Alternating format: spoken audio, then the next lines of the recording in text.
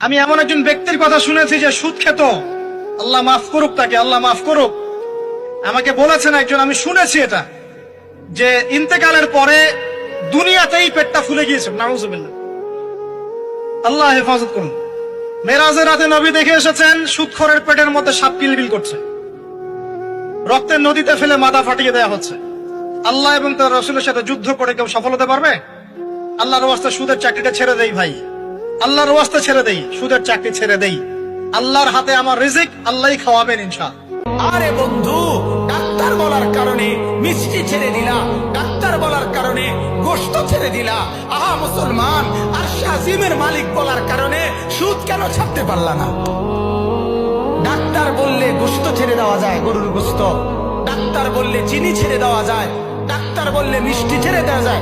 বাঁচার জন্য আল্লাহর কসম, ডাক্তারের 14 গোষ্ঠী বাচ্চা দিল, তুই বাঁচতে পারবি না।